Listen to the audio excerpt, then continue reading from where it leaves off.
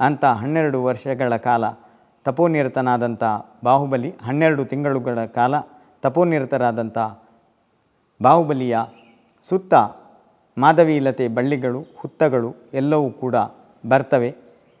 ಯಾವುದೇ ಶರೀರಕ್ಕೆ ಸರೀಸೃಪಗಳು ಹರಿದಾಡಿದರೂ ಕೂಡ ಅದನ್ನು ವಿಚಲಿತನಾಗದಂಥ ಕಾಯೋತ್ಸರ್ಗದಲ್ಲಿ ನಿಂತಹ ಬಾಹುಬಲಿ ಮಳೆ, ಸಿಡಿಲು, ಗಾಳಿ, ಬಿಸಿಲು ಈ ರೀತಿಯ ಎಲ್ಲ ರೀತಿಯ ಪರಿಚಯಗಳನ್ನು ಕೂಡ ಜಯಿಸಿ ಭೇದ ವಿಜ್ಞಾನತಾ ಸಿದ್ಧಾಯ ಕಿಲ ಕೇಚನ ಅಸೈವ ಭಾವತೋ ಬದ್ಧಾಯ ಕಿಲ ಕೇಚನ ಎಂದು ಆಚಾರ್ಯ ಕುಂದಕುಂದರು ಸಮಯಸಾರ ಗ್ರಂಥದಲ್ಲಿ ತಿಳಿಸಿದ ಹಾಗೆ ಶರೀರ ಬೇರೆ ಆತ್ಮ ಬೇರೆ ಅನ್ನುವ ಭೇದ ವಿಜ್ಞಾನವನ್ನು ಮಾಡಿ ಈ ಶರೀರವೂ ನನ್ನದಲ್ಲ, ಚೈತನ್ಯಮಯವಾದಂಥ ಜ್ಞಾನಮಯವಾದಂಥ ಆತ್ಮ ಒಂದೇ ನನ್ನದು.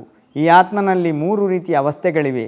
ಬಹಿರಾತ್ಮನು ಯಾವಾಗಲೂ ಅಜ್ಞಾನದಿಂದ ಜಗಳ ಕಾಯ್ತಾ ಇರ್ತಾನೆ.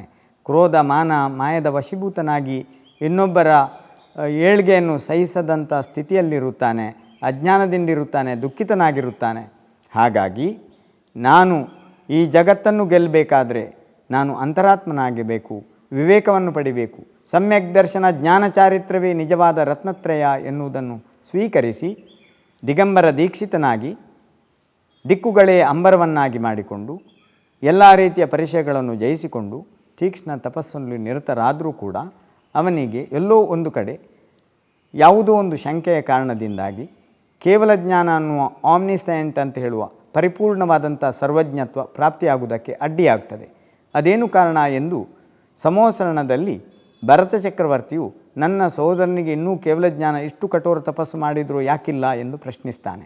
ಆಗ ಭಗವಂತ ದಿವ್ಯಧ್ವನಿಯ ಮೂಲಕ ಉತ್ತರಿಸ್ತಾರೆ, ನಿನ್ನ ಭೂಮಿಯಲ್ಲಿ ತಪೋನಿರತರಾಗಿದ್ದೇನೆ ಅನ್ನುವ ಒಂದು ಸಂಕ್ಲೇಶ ಪರಿಣಾಮ ಬಾಹುಬಲಿಗೆ ಉಂಟಾಗಿದೆ. ನೋಡಿ, ಎಲ್ಲ ತ್ಯಾಗ ಮಾಡಿದ್ದಾನೆ, ಈ ರಾಜ್ಯವು ನನ್ನದಲ್ಲ ಅನ್ನೋ ಒಂದು ಚಿಕ್ಕ ಭಾವನೆ. ಎಷ್ಟು ದೊಡ್ಡ ತ್ಯಾಗ ನೋಡಿ, ಎಂತಹ ಒಂದು ದೊಡ್ಡ ಮನಸ್ಸು ಬಾಹುಬಲಿ.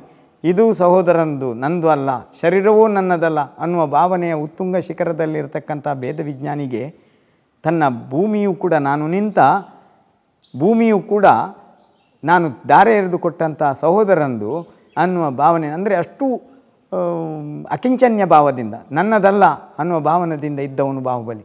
ಆದರೂ ಅದು ಕೂಡ ಒಂದು ಸಂಜ್ವಲನ ಕಷಾಯ ಅಂತ ಆಗ್ತದೆ. ಹಾಗಾಗಿ ಭರತ ಚಕ್ರವರ್ತಿ ದಾರೆ ಎರೆದು ಹೇಳ್ತಾನೆ, ಈ ನಿಂತ ಭೂಮಿ ನನ್ನದಲ್ಲ ನಿನ್ನದೇ ಅಂತ ಹೇಳಿದಾಗ ತಕ್ಷಣ ಅವನ ಭಾವನೆಯಲ್ಲಿ ಮನಸ್ಸಿನಲ್ಲಿದ್ದಂಥ ಶಂಕೆಗಳೆಲ್ಲ ದೂರವಾಗಿ ಅವನು ಸರ್ವಜ್ಞನಾಗ್ತಾನೆ ಬಾಹುಬಲಿ. ಹೀಗಾಗಿ ಬಾಹುಬಲಿ ಮಹಾತ್ಯಾಗಿ ಅಂತ ಹೇಳೋದು. ಪೌದನಾಪುರದಂಥ ಸಂಪದ್ಭರಿತವಾದಂಥ ರಾಷ್ಟ್ರವನ್ನು ಉಳ್ಳಂಥ ಒಬ್ಬ ಶ್ರೇಷ್ಠ ರಾಜ ತಾನು ಯುದ್ಧದಲ್ಲಿ ಕಾಮದೇವನಾಗಿ ಯುದ್ಧದಲ್ಲಿ ಜಯಿಸಿದ್ರೂ ಆ ಎಲ್ಲ ಸಂಪತ್ತನ್ನು ಧೂಳಿಗೆ ಸಮಾನವಾಗಿ ಕಂಡು ಮಹಾವೀರರಾಗಿ, ಮಹಾತ್ಯಾಗಿಯಾಗಿ, ಮಹಾಬಾಹುಬಲಿಯಾಗಿ ನಮಗೆಲ್ಲ ಆದರ್ಶರಾಗಿದ್ದಾರೆ. ನಾವೆಲ್ಲ ಚಿಕ್ಕ ಪುಟ್ಟ ಆಸ್ತಿಗಾಗಿ, ಲೋಭಕ್ಕಾಗಿ ತಮ್ಮ ತಂದೆ ತಾಯಿಯನ್ನೇ ಹೊರಗಟ್ಟುವಂಥ ಒಂದು ಕಾಲಘಟ್ಟದಲ್ಲಿದ್ದೇವೆ.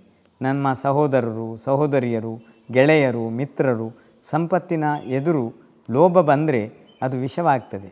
ಸಂಪತ್ತಿನ ಎದುರು ಪ್ರೀತಿ, ವಾತ್ಸಲ್ಯ ಮತ್ತು ಸಾಮರಸ್ಯದ ಭಾವನೆ ಹುಟ್ಟಿದರೆ ಅದೇ ಸ್ವರ್ಗ.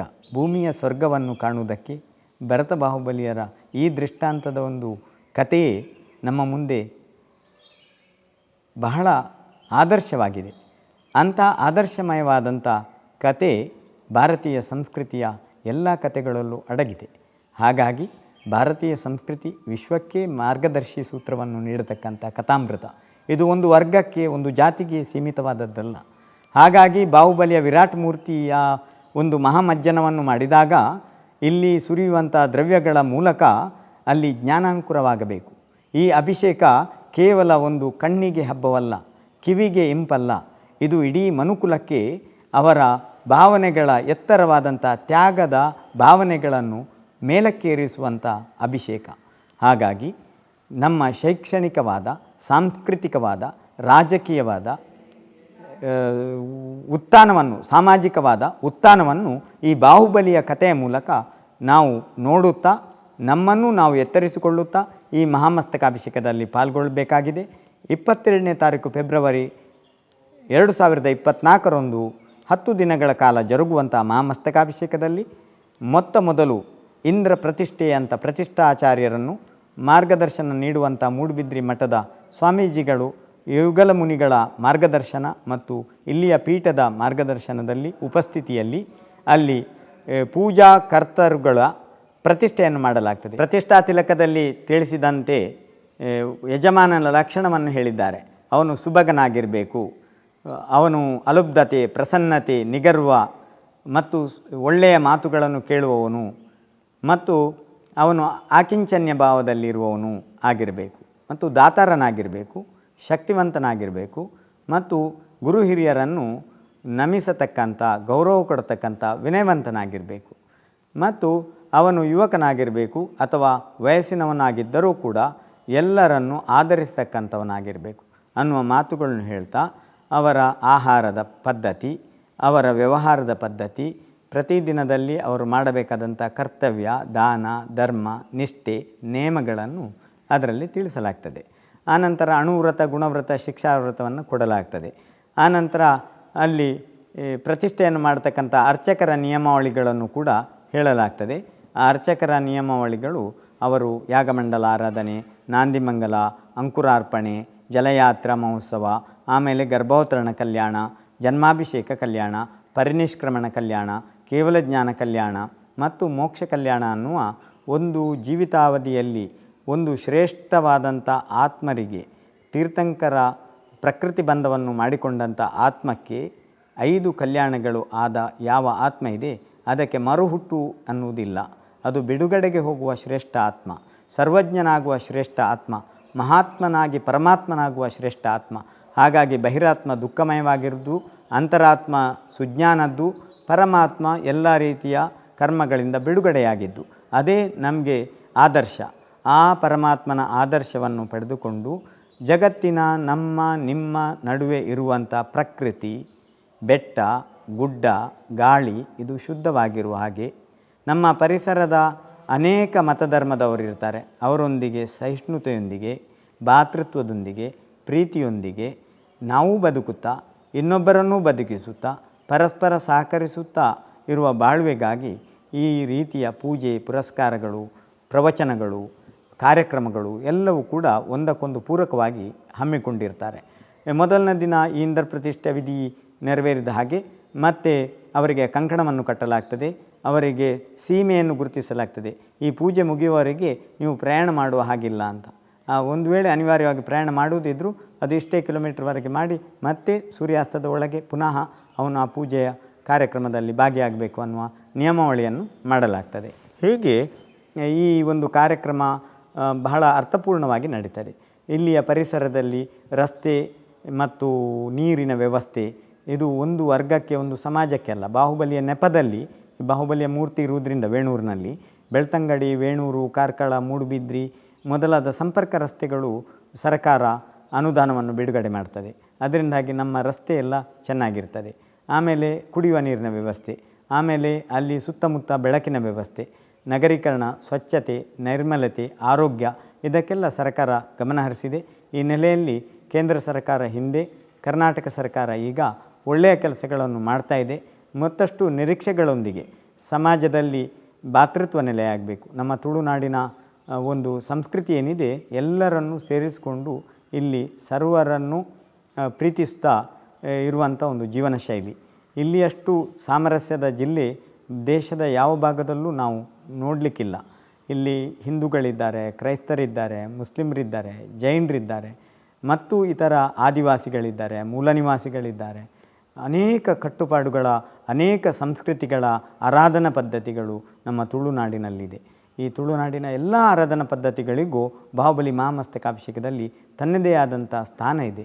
ಇಲ್ಲಿ ಧರ್ಮದೇವತೆಗಳಿಗೂ ಕೂಡ ಬಾಹುಬಲಿಯ ಬೆಟ್ಟದಲ್ಲಿ ಕೋಲ ನಡೀತದೆ. ಆನಂತರ ವಿಶೇಷವಾಗಿ ಬಾಹುಬಲಿಯ ಬೆಟ್ಟದ ಕೆಳಗೆ ಇರುವಂಥ ಮಹಾಲಿಂಗೇಶ್ವರ ದೇವಸ್ಥಾನ, ಅಲ್ಲಿ ಪೂಜೆ ಪುರಸ್ಕಾರಗಳು ನಡೀತವೆ.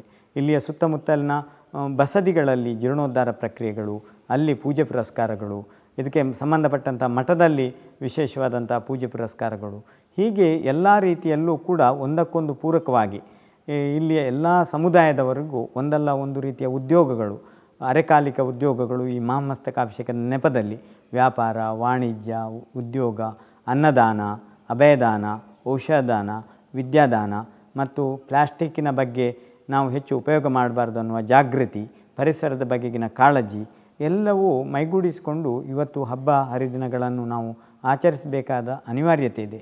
ಈಗ ವಿಶ್ವದ ಜಗತ್ತಿನೆಲ್ಲೆಡೆ ಈಗ ಉಷ್ಣತದ ತಾಪಮಾನ ಏರಿಕೆ ಆಗ್ತಾಯಿದೆ. ಇದನ್ನೆಲ್ಲ ಪರಿಸರಕ್ಕೆ ಪೂರಕವಾಗುವಂಥ ದ್ರವ್ಯಗಳನ್ನೇ ನಾವು ಬಳಸ್ತಾ ಇದ್ದೇವೆ.